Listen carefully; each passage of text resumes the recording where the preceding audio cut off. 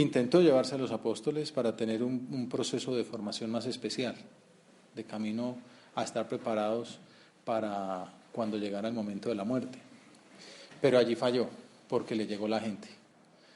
Algunos se enteró por dónde iba, entonces allá le cayeron y llegó una multitud y tocó hacer la multiplicación de los panes y de los peces, porque la muchedumbre lo seguía a donde fuera. Y entonces se dirigieron al norte, fuera de Galilea, como ya fuera del país, pues prácticamente, hasta el actual Líbano. Allí visitaron las ciudades de Tiro y de Sidón, cuyos habitantes eran llamados sirofenicios, para distinguirlos de los libiofenicios que vivían al norte de África. Mateo menciona que allí se encontraron con una mujer de esa zona, a la que denomina con un arcaísmo cananea, porque ese había sido el gentilicio de aquella tierra en la antigüedad, en época de Moisés, ¿no? Los cananeos. Los sirofenicios eran en su mayoría comerciantes griegos, despreciados por los judíos, así como vimos que despreciaban a los publicanos como Zaqueo, también despreciaban a los sirofenicios porque tenían unas prácticas comerciales poco éticas y ahí entre negociantes pues no se entendían. Y conformaban un pueblo del que los israelitas, los piadosos, debían apartarse porque eran paganos.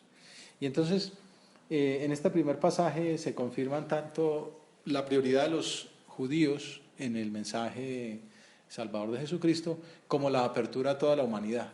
Entonces la primera enseñanza de este evangelio es Jesús, que está abierto a todas las personas, aunque con prioridad para los hijos de Moisés, del pueblo hebreo.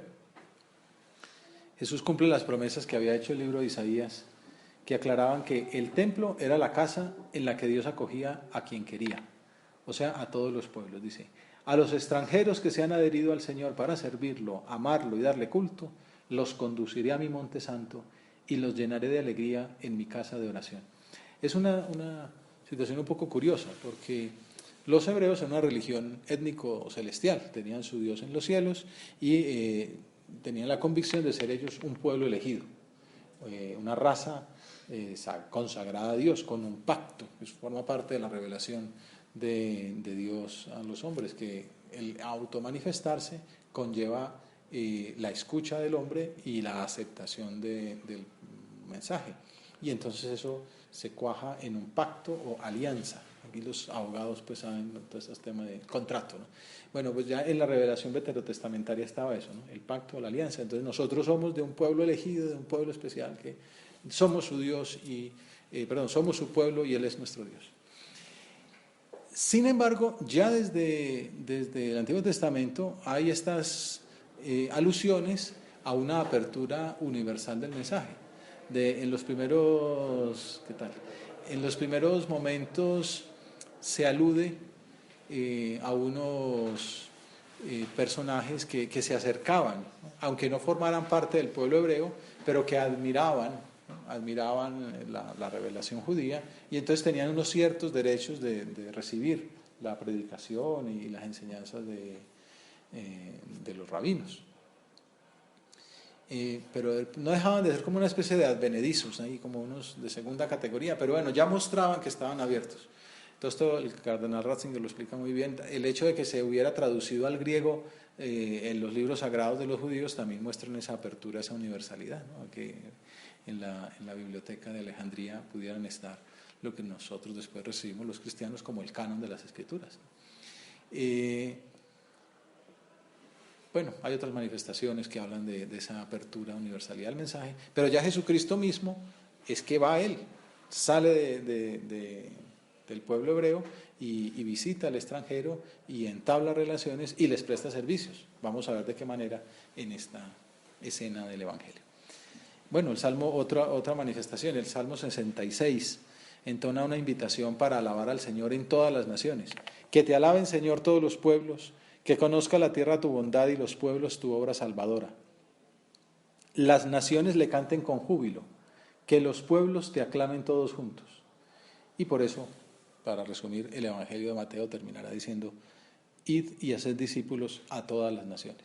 Esto habla de ese apostolado al que estamos llamados los cristianos, un apostolado de dimensión universal. Por eso la iglesia se llama católica. Católica significa universal. Bueno, eso tiene, ¿qué quiere decir universal? No solamente a todos los pueblos, sino también que tiene toda la doctrina, que tiene todos los medios de santidad y que tiene a todos los apóstoles. Pero bueno, universal de base, católicos, quiere decir a todos los pueblos. Y entonces nosotros, como cristianos, hemos de sentir esa catolicidad en nuestro apostolado. O sea que no tenemos, solamente nos miramos el ombligo, sino que el católico por definición es universal. Todo el pueblo, todo el mundo, todo el orbe le es propio. Por eso el Papa bendice la famosa bendición Urbi et Orbe, porque es para la orbe de Roma, para la ciudad, perdón, para la urbe de Roma, la ciudad, y para el orbe mundial, el universo entero. A todos los pueblos alcanza el mensaje salvador del Señor. Y nosotros como católicos hemos de sentir la necesidad de rezar por todos los hombres. En esto Juan Pablo II era ejemplar. Él hacía una cosa que llamaba la oración geográfica, y era que en su oración pues se ponía a hablar con Dios y empezaba a encomendar, por decir algo, Canadá, bueno, la situación política, las ideologías, Estados Unidos, bueno, usted sabe cuánta cosa se puede encomendar de Estados Unidos, cae que todo, en México, en Guatemala, Belice, bueno, y así uno puede ir bajando, pasar por el Caribe, bajar hasta Argentina, la Tierra del Fuego, luego pasar a Filipinas, las Islas Fiji, Australia, bueno, Japón, Singapur, Kuala Lumpur, Myanmar, Vietnam, bueno, vino a ir. Hay quien hace, por ejemplo, en las visitas al Santísimo, que con las solemnes, que son con 5 Padres Nuestros, pues uno por cada continente, y entonces va encomendando. ¿Por qué? Porque es universal. A nosotros nos tienen que doler las persecuciones en Siria, en el Líbano, en la situación de Kenia, el problema de ahora, que las elecciones, que si hay sangre, que tal, lo de Venezuela desde luego. O sea, no es como yo en mi pueblo, ¿no? Y de ahí no, al católico todo le es propio, nada me es ajeno. Y eso lo aprendemos de Jesús. Todos son hermanos míos, también los que no son católicos, ¿no? Pues, no, como los que mataron eran de otra religión, pues no me interesa, ¿no? Pues son hermanos míos, que también son hijos de Dios. Pero ese apostolado universal católico comienza con el trato de uno a uno. Esa canción famosa que le cantaban a don Javier aquí, ¿no? De 1, 1, 2, 3, ¿no? A contar, se va contando de uno en uno y se llega a 500 y a 500.000. Pues amistad y confidencia, como se ha hecho desde los comienzos del cristianismo, ¿no? Mateo con su amigo, el otro con su hermano, el otro con su primo, con su vecino, y así cada uno iban acercándose. Por eso el Papa Francisco animaba en su primera jornada mundial de la juventud a seguir el mandato misionero de Cristo, poniendo los ojos en el ejemplo de la Virgen. Decía: queridos amigos, este es nuestro modelo. La que recibió el don más precioso de parte de Dios, la Virgen, cuando recibió a su Hijo, como primer gesto de respuesta, se puso en camino para servir y llevar a Jesús. Se fue donde la prima, en Carín, lejos. La prima era Isabel, en Carín, el pueblo de la prima. Y entonces lejos, con dificultades, ella ya estando encinta, pero se va a servir y a llevar a Jesús. Pidámosle a la Virgen que nos ayude también a nosotros a llevar la alegría de Cristo a nuestros familiares, compañeros, amigos, a todos. No tengan nunca miedo de ser generosos con Cristo. Vale la pena. Salgan y vayan con valentía y generosidad para que todos los hombres y mujeres encuentren al Señor. Bueno, esa es como la primera consecuencia, la primera consideración que podemos hacer de este Evangelio, que es la preocupación de Cristo por cada alma, por las que están cerca y por las que están lejos. Y volvamos a la escena. Esto fue lo que hemos considerado, fue consecuencia de haber leído que Jesús pues salió lejos, fuera de Galilea, hacia el actual Líbano. Entonces vamos al Evangelio de Mateo, que dice: entonces, una mujer cananea, sirofenicia, saliendo de uno de aquellos lugares, se puso a gritarle: ten compasión de mí, Señor, hijo de David. Mi hija tiene un demonio muy malo. Se trata de una actuación llena de audacia. Seguramente esa mujer allá, nos imaginamos la escena, ¿no? Hay uno con los apóstoles, un pueblo distinto y una señora que empieza a gritar, y empieza a gritar estas cosas, muy íntimas además, muy personales, vergonzosas, ¿no? Pues decir que la hija está endemoniada, pues tampoco es que uno lo vaya gritando a voz en cuello por ahí, por toda la esquina, ¿no? Esa mujer seguramente había buscado la curación de su hija por 1000 remedios distintos, sin lograrlo, hasta que habría oído hablar de la presencia de aquel hombre que algunos reconocían como el Mesías de los hebreos. Y no temió lanzarse a su encuentro con insistencia y exponerle claramente su dolorosa situación, sin miedo a que todo el mundo se enterara de la extraña enfermedad de su hija. Y entonces, ¿qué hace Jesús ante esa interpelación de aquella mujer? Pues dice el Evangelio, Él no le respondió nada. Uno esperaría que, bueno, que entonces, vete, se ha salvado, vete en paz, ¿no? Ya está curada. ¿No? Él no le respondió nada. Por toda respuesta, el silencio de Jesús. Qué difícil, podemos decirle, Señor, es entender que a veces nos muestras tu cariño quedándote callado. A veces es encontrar esa cruz de Cristo, verla, experimentarla en la propia miseria o con una enfermedad, con un traspiés, con una contradicción. Cuesta ver al Señor ahí. O cuesta pensar que Dios es misericordioso a pesar de que no responda nada.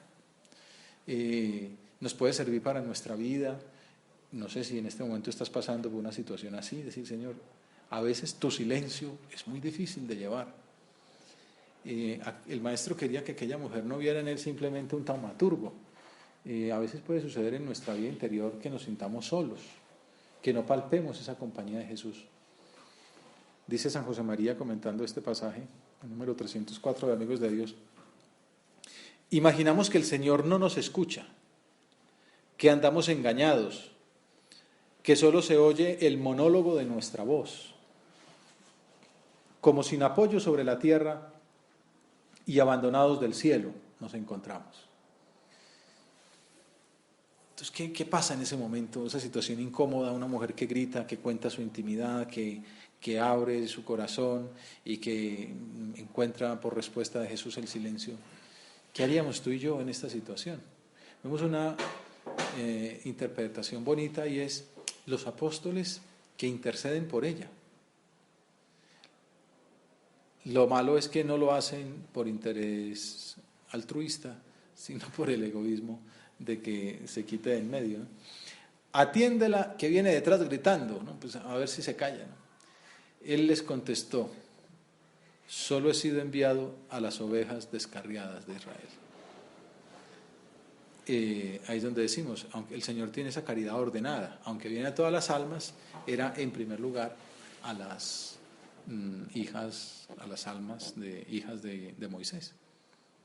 Ella alcanzó a escuchar lo que el Señor dijo, ella es sirofenicia, ella es pagana, el Señor dice, he sido enviado solo a las ovejas descarriadas de Israel. Ella se acercó y se postró ante él, diciendo, Señor, ayúdame.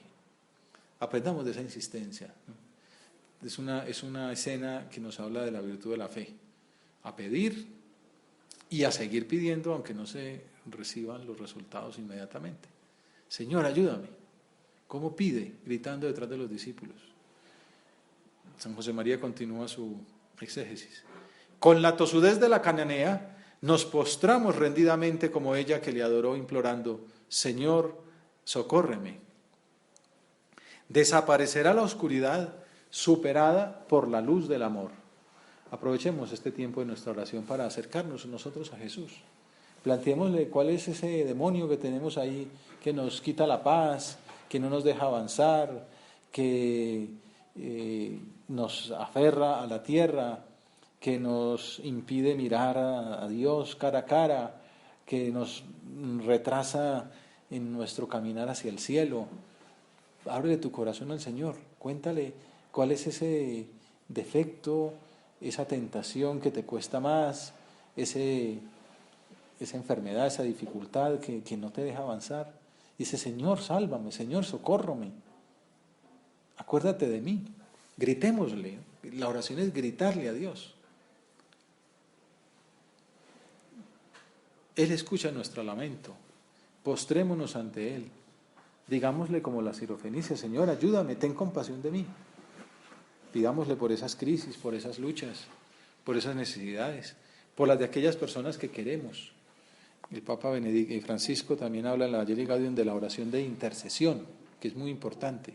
Interceder por mi tía, por mi prima, por mi amigo, por mi novia, por mi mamá, por esta amiga, por la esposa de este amigo. Y te pido, Señor, por él. Te pido, Señor, por ella. Moisés pidiéndole por su hermana María, Señor, cúrala. Y aprendamos también para el futuro, para cuando lleguen esos momentos en que imaginamos que solo se oye el monólogo de nuestra voz, a dirigirnos con perseverancia a Dios, a no confiar en nuestras solas fuerzas, a abandonarnos en sus manos. La oración tiene que perseverar, tiene que durar en el tiempo.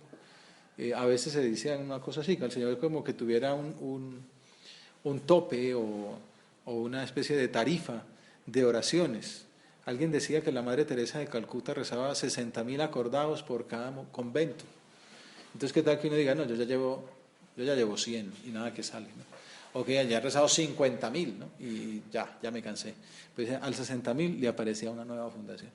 Y bueno, el Señor tampoco es que sea matemático ni que le interese, pues, pero puede tener unas exigencias que espera de nosotros que pasen días, semanas, meses, años, a veces décadas pidiendo por una intención, y si es muy grande, requiere mucha piedad, mucha fe, mucha perseverancia, mucha tenacidad.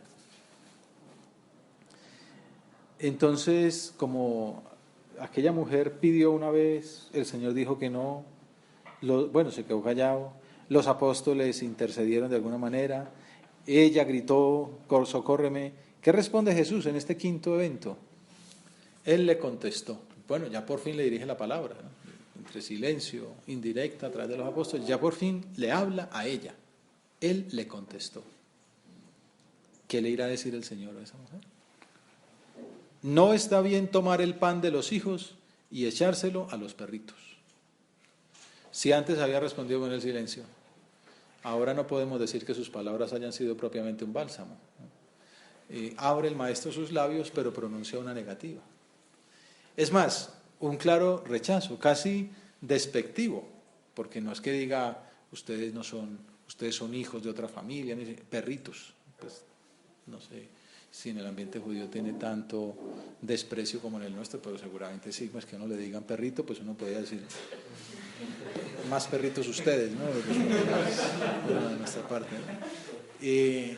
Sin embargo, nuestra protagonista no ceja en su empeño, no se resiente, al contrario, lo asume con toda sencillez y lo toma como su argumento principal. Tienes razón, Señor. Pero también los perritos se comen las migajas que caen de la mesa de los amos. No exige derechos, no pide el pan de los hijos, le basta con las migajas. Recuerden que las migajas también eran lo que le daban a Lázaro. Como lo que caía de la mesa era lo que le dan a los pobres. Bueno, no importa, yo con las migajas tengo. La sirofenicia es un ejemplo de insistencia, de perseverancia, de fe y también de humildad. Y entonces, por segunda vez Jesús le habla.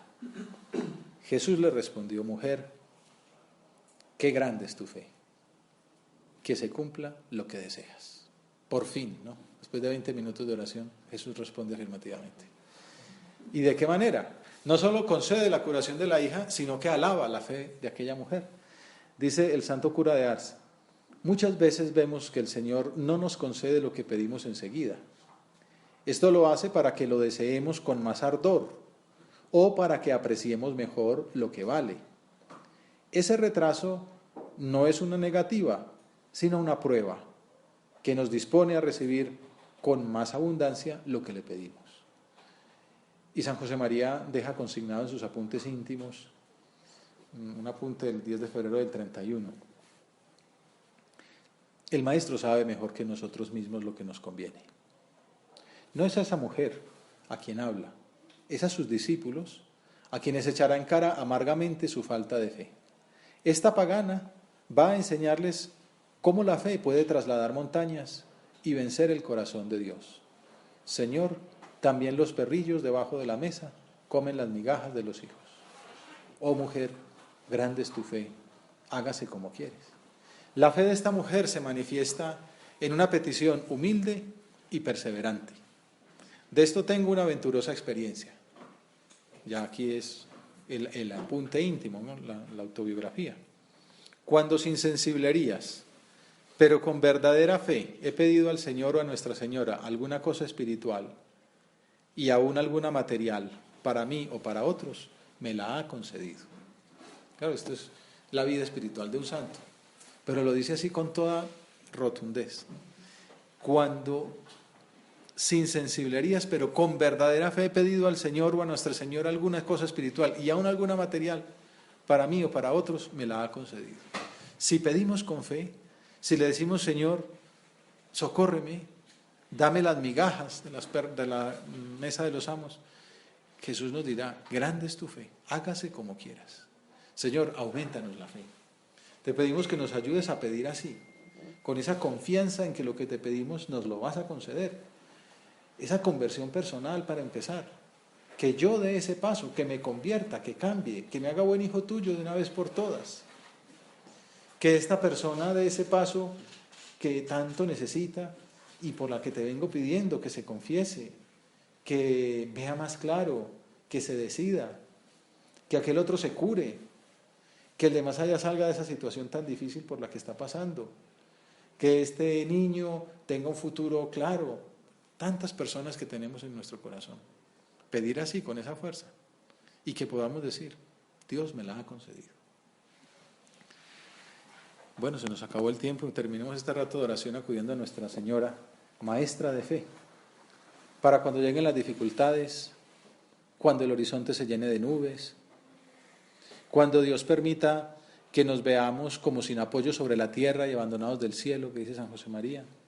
Pensemos que así estuvo ella junto a la cruz de su Hijo.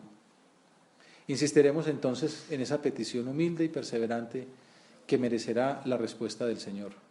Qué grande es tu fe, que sea como tú quieres.